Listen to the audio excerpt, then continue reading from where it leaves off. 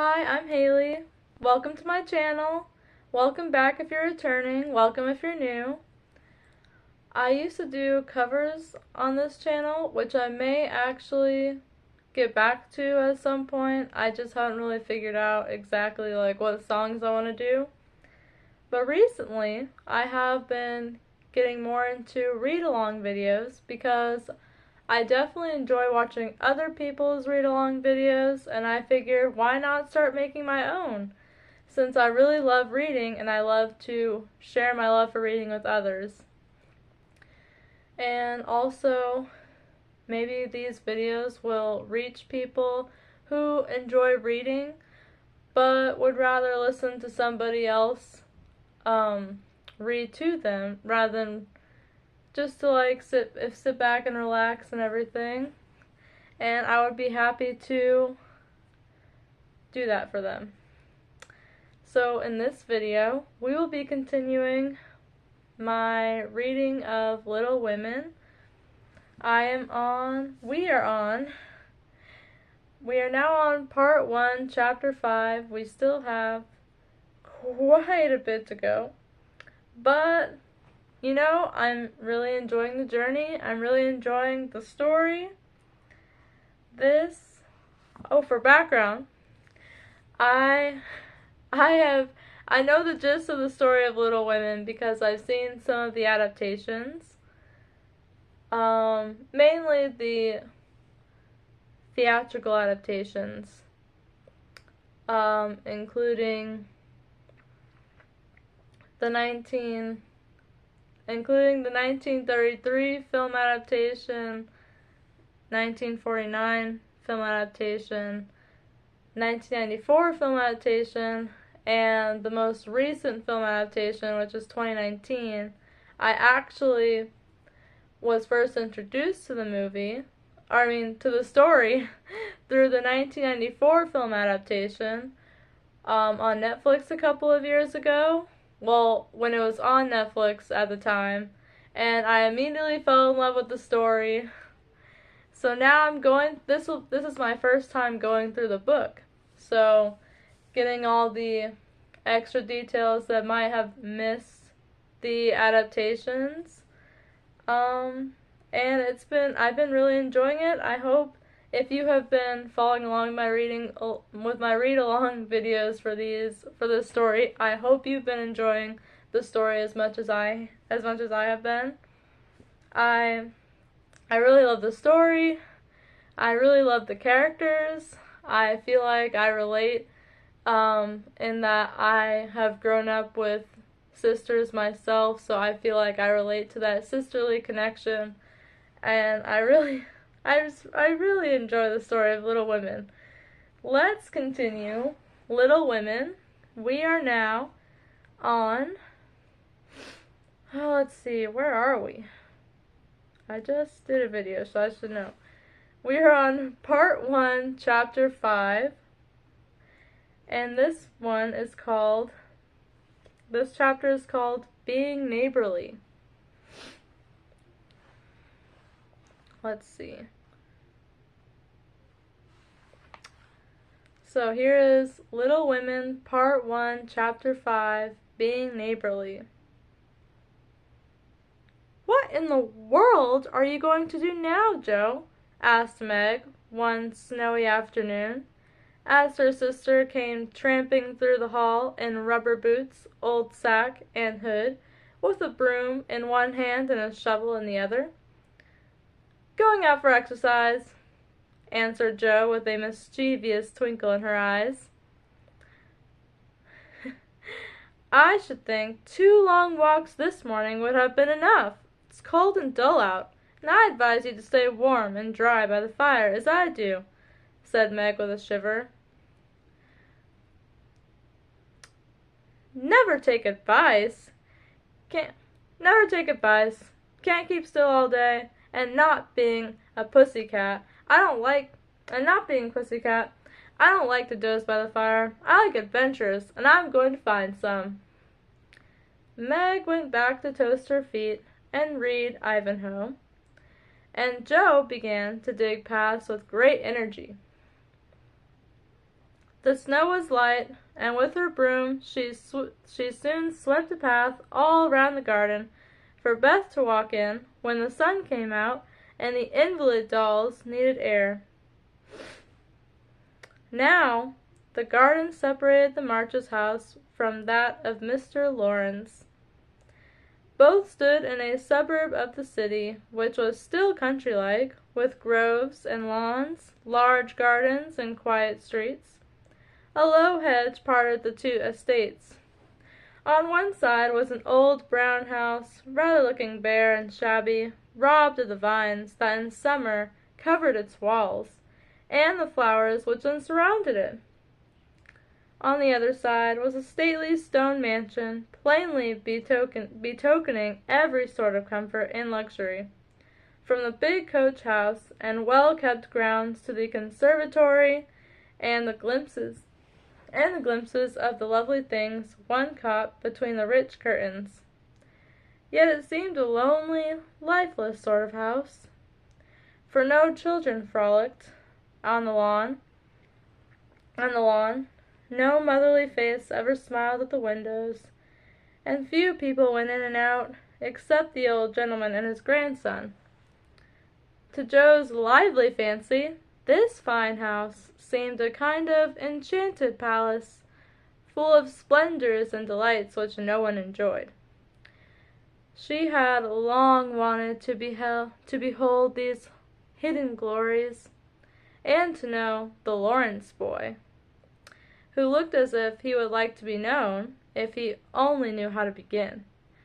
Since the party she had been more eager than ever, and had planned many ways of making friends with him. But he had not been seen lately, and Joe began to think he had gone away, when she one day spied a brown face at an upper window, looking wistfully down into their garden, where Beth and Amy were snowballing one another.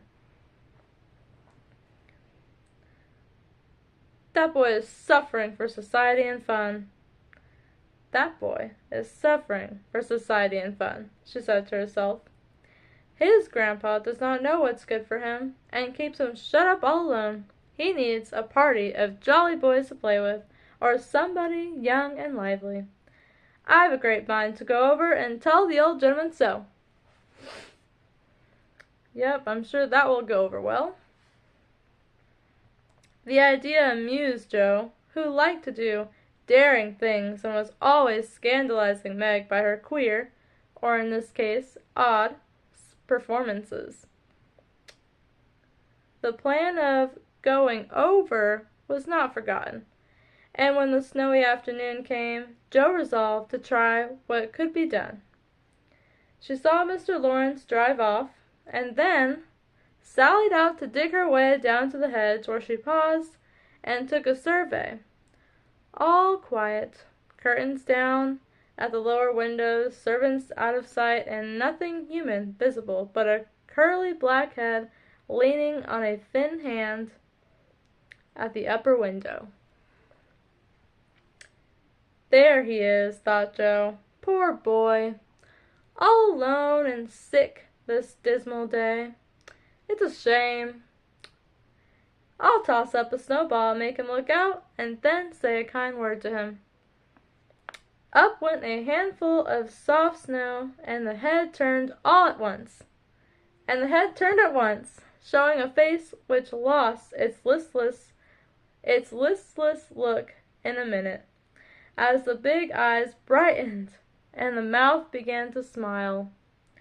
Joe nodded and laughed, and flourished her broom as she called out, "How do you do? Are you sick?" Laurie opened the window and croaked out as hoarsely as a raven, "Better, thank you. I've had a bad cold and been shut up a week." "I'm sorry. What do you do to amuse yourself with?" What do you amuse yourself with?" "Nothing. It's as dull as tombs up here." "Don't you read?" Not much. They won't let me." "Can't somebody read to you?" Grandpa does sometimes, but my books don't interest him. And I hate to ask Brooke all the time.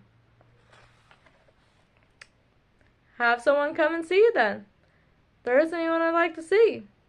Boys make such a row, and my head is weak. Isn't there some nice girl who'd read and amuse you? Girls are quiet and like to play nurse. Don't know any. You know us, began Jo, then laughed and stopped. So I do. Will you come, please? Cried Laurie. I'm not quiet and nice, but I'll come, if Mother will let me. I'll go ask her. Shut that window like a good boy, and wait till I come. With that, Jo shouldered her broom and marched into the house, wondering what they would all say to her. Laurie was in a flutter of excitement at the idea of having company, and flew about to get ready. For, as Mrs. March said, he was a little gentleman, and did honor to the coming guests by brushing his curly pate, putting on a fresh collar, and trying to tidy up the room, which, in spite of half a dozen servants, was anything but neat.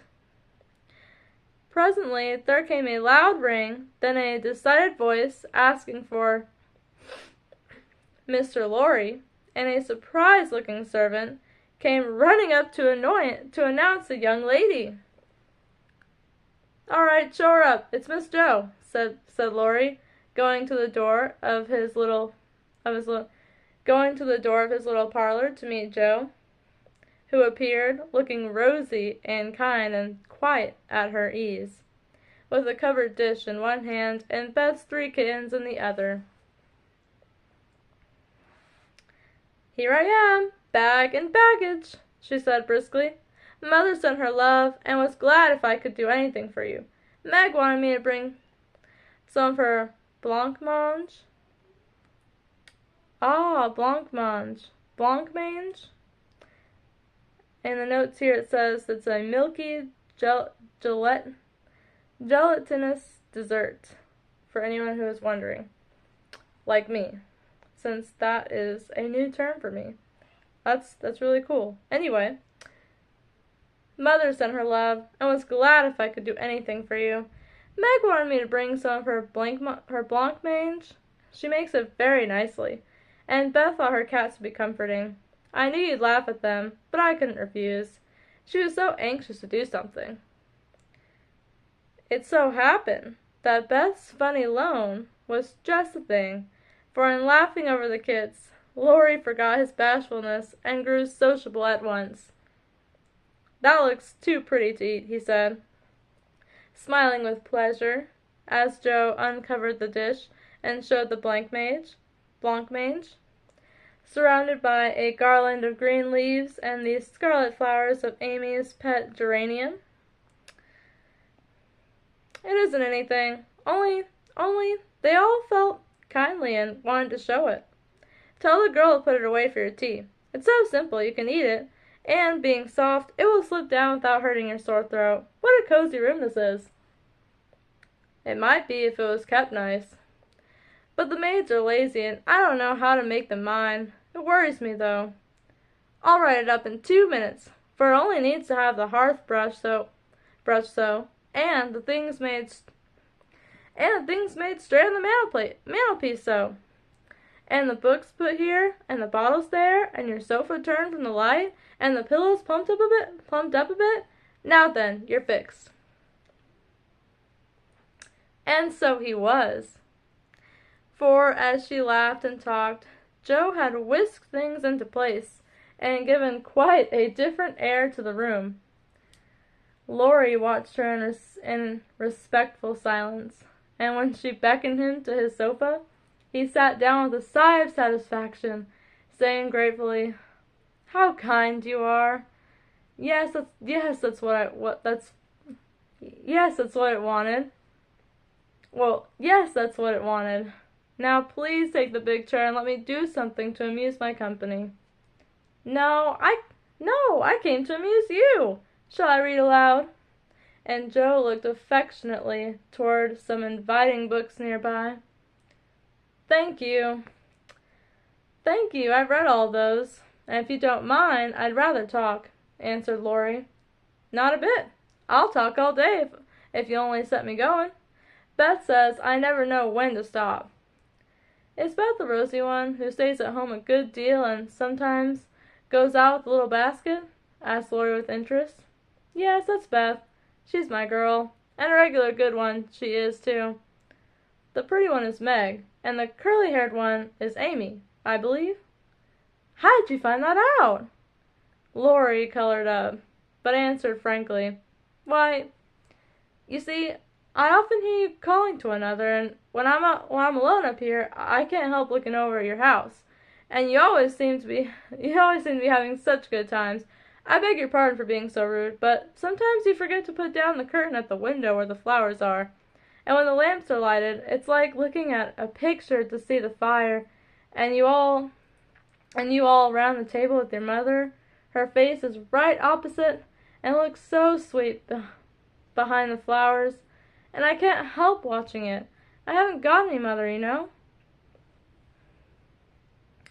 And Laurie poked the fire to hide a little twitching of the lips that he could not control. The solitary, hungry look in his eyes went straight to Jo's warm heart.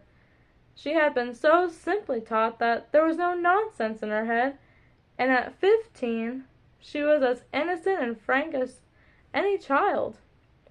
Laurie was sick and lonely, and feeling how rich she was in home, love, and happiness, she gladly tried to share it with him.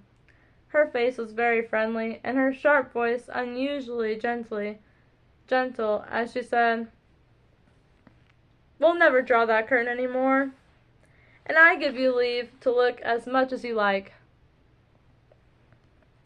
I just wish, though, instead of peeping, you'd come over and see us. Mother is so splendid. She'd do you heaps of good, and Beth would sing to you if I begged her to. And Amy would dance. Meg and I would make you laugh over our funny stage properties, and we'd have jolly times. Wouldn't your grandpa let you?" "I think he would, if your mother asked him. He's very kind, though he does not look so, and he lets me do what I like, pretty much. Only he's afraid I might be a bother to strangers," began Laurie, brightening more and more. "We're not strangers, we're neighbors, and you needn't think you'd be a bother? Wait, and you needn't think you'd be a bother? We want to know you, and I've been trying to do it this ever so long. We haven't been here a great while, you know, but we have got acquainted with all our neighbors but you. You see, Grandpa lives among his books, and doesn't mind much what happens outside. Mr. Brooke, my tutor, doesn't stay here, you know, and I have no one to go about with me, so I just stop at home and get on as I can." "That's bad. You ought to make an effort to go visiting everywhere you are asked. Then you'll have plenty of friends, and pleasant places to go to. Never mind being bashful. Won't last long if you keep going." Laurie turned red again, but wasn't offended at being accused of bashfulness, for there was so much goodwill in Jo it was impossible not to take her blunt speeches as kindly as they were meant. "Do you like your school?" asked the boy, changing the subject, after a little pause, during which he stared at the fire and Jo looked about her, well pleased. "Don't go to school.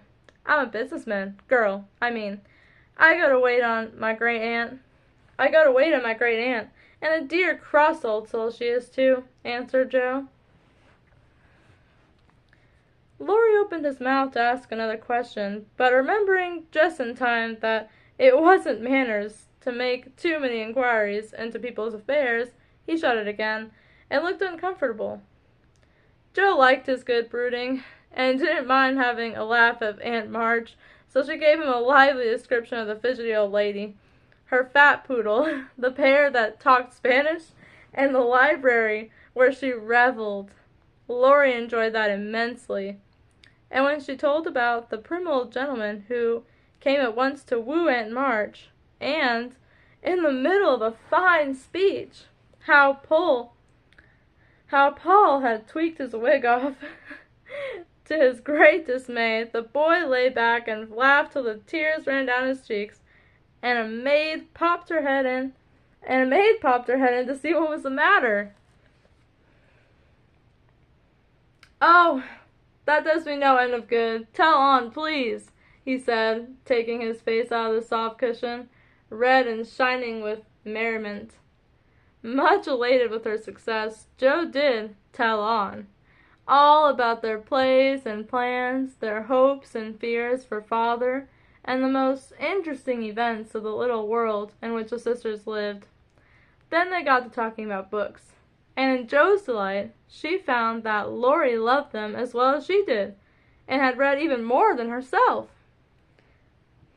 "If you like them so much, come down and see ours. Grandpa is out, so you needn't be afraid," said Laurie, getting up. "I'm not afraid of anything," returned Jo, with a toss of the head.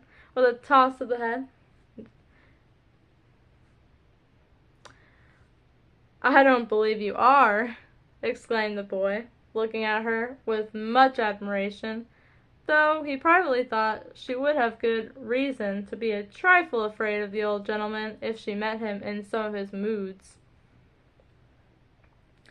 The atmosphere of the whole house being summer-like, Laurie led the way from room to room, letting Jo stop to examine whatever struck her fancy, and so at last they came to the library, where she clapped her hands and pranced as she always did when especially delighted. It was lined with books, and there were pictures and statues and distracting little cabinets full of coins and curiosities and Sleepy Hollow chairs, and queer, or in this case, odd tables, and bronzes, and, best of all, a great open fireplace with quaint tiles all round it. "What richness!" sighed Jo, sinking into the depth of a velvet chair and gazing about her with an air of intense satisfaction. "Theodore Lawrence, you ought to be the happiest boy in the world," she added impressively. "A fellow can't live on books," said Laurie, shaking his head, as he perched on a table opposite. Before he could say more, a bell rang, and Jo flew up, exclaiming with alarm, "Mercy me, it's your grandpa!" "Well, what if it is?" "You're not afraid of anything, you know," returned the boy, looking wicked. "I think I am a little bit afraid of him, but I don't know why I should be. Marmee said I might come, and I don't think you're any the worse for it," said Jo, composing herself, though she kept her eyes on the door. "I'm a great deal better for it, and ever so much obliged. I'm only afraid you are very tired talking to me. It was so pleasant." "Oh, it was so pleasant, I couldn't bear to stop," said Laurie gratefully.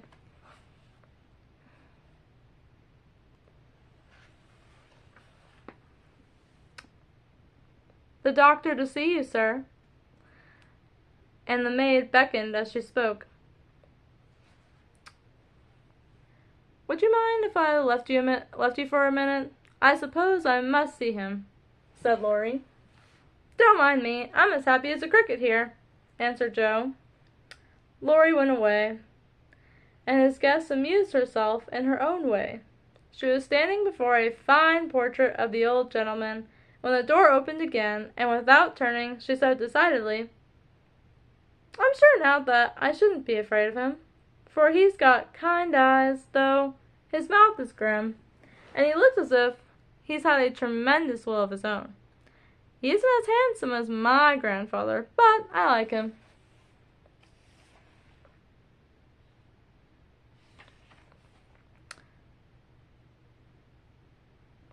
"Thank you, ma'am," said a gruff voice behind her, and there, to her great dismay, stood old Mr. Lawrence. Poor Jo blushed till she couldn't blush any redder, and her heart began to beat uncomfortably fast as she thought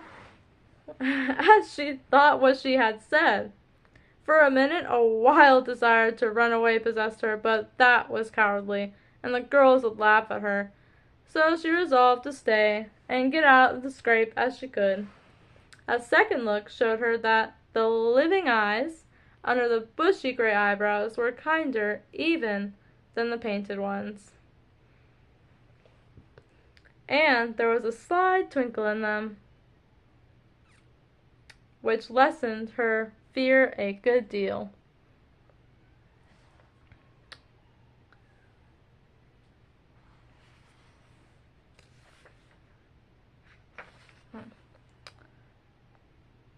The gruff voice was gruffer than ever, as the old gentleman said abruptly after the dreadful pause, "So, you're not afraid of me, eh?" "Not much, sir." "And you don't think me as handsome as your grandfather?" "Not quite, sir." "And I've got a tremendous will, have I?" "I only said I thought so." "But you like me in spite of it?" "Yes, I do, sir." That answer pleased the old gentleman. He gave a short laugh, shook hands with her, and putting his finger under her chin, turned up her face, examined it gravely, and let it go, saying with a nod, "You've got your grandfather's spirit, if you haven't his face. He was a fine man, my dear. But, what is better, he was a brave and an honest one, and I was proud to be his friend." "Thank you, sir." And Jo was quite comfortable after that, for it suited her exactly. "What have you been doing to this boy of mine, eh?" was the next question, sharply put. "Only trying to be neighborly, sir." And Jo told how her visit came about. "You think he needs cheering up a bit, do you?" "Yes, sir. He seems a little lonely, and young folks would do him good, perhaps. We are only girls, but we should be glad to help if we could, for we don't forget the splendid Christmas present you sent us," said Jo eagerly. "That was the boy's affair. How is the poor woman?" "Doing nicely, sir." "Doing nicely, sir." And off went Jo, talking very fast as she told all about the Hummels, in whom her mother had interested richer friends than they were. Just her father's way of doing good. I shall come and see your mother some fine day. Just her father's way of doing good. I shall come and see your mother some fine day. Tell her so. That's the tea bell. We have it early on the boy's account. Come down and go on being neighborly. If you'd like to have me, sir. Shouldn't ask you if I didn't." And Mr. Lawrence offered her his arm with an old-fashioned curtsy. What would Meg say to this? Thought Jo, as she was marched away, while her eyes danced with fun as she imagined herself telling the story at home. "Hey, why, what the dickens has come to the fellow?" said the old gentleman as Laurie came running downstairs, and brought up with a start of surprise at the astonishing sight of Jo arm in arm with his redoubtable grandfather. "I didn't know you'd come, sir," he began, as Jo gave him a triumphant little glance. "That's evident by the way you racket downstairs. Come to your tea, sir, and behave like a gentleman." And, having pulled the boy's hair by way of a caress, Mr. Lawrence walked on, while Laurie went through a series of comic evolutions behind their backs, which nearly produced an explosion of laughter from Jo. The old gentleman did not say much as he drank his 4 cups of tea, but he watched the young people, who soon chatted away like old friends, and the change in his grandson did not escape him. There was color, light, and life in the boy's face now, vivacity in his manner, and genuine merriment in his laugh. "She's right, the lad is lonely. I'll see what these little girls can do for him," thought Mr. Lawrence, as he looked and listened. He liked Jo, for her odd, blunt ways suited him, and she seemed to understand the boy almost as well as if she had been one herself. If the Lawrences had been what Jo called prim and poky, she would not have got on at all, for such people always made her shy and awkward, but finding them free and easy, she was so herself, and made a good impression. When they rose, she proposed to go, but Laurie said he had something more to show her, and took her away to the conservatory, which had been lighted for her benefit. It seemed quite fairy-like to Jo, as she went up and down the walks, enjoying the blooming walls on either side, the soft light, the damp sweet air, and the wonderful vines and trees that hung about her, while her new friend cut the finest flowers till his hands were full. Then he tied them up, saying, with a happy look Jo liked to see, "Please give these to your mother, and tell her I like the medicine she sent me very much." They found Mr. Lawrence standing before the fire in the great drawing-room, but Jo's attention was entirely absorbed by a grand piano which stood open. "Do you play?" she asked, turning to Laurie with a respectful expression. "Sometimes," he answered modestly. "Please do now. I want to hear it, so I can tell Beth." "Won't you first?" "Don't know how. Too stupid to learn, but I love music dearly." So Laurie played and Jo listened, with her nose luxuriously buried in heliotrope and tea roses. Her respect and regard for the Lawrence boy increased very much, for he played remarkably well and didn't put on any airs. She wished Beth could hear him, but she did not say so.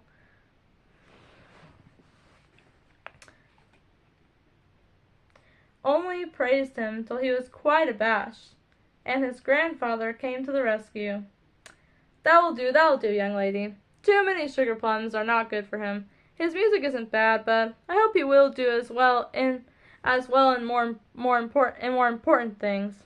Going? Well, I'm much obliged to you, and I hope you'll come again. My respects to your mother. Good night, Dr. Jo." He shook hands kindly, but looked as if something did not please him. When they got into the hall, Jo asked Laurie if she had said anything amiss. He shook his head.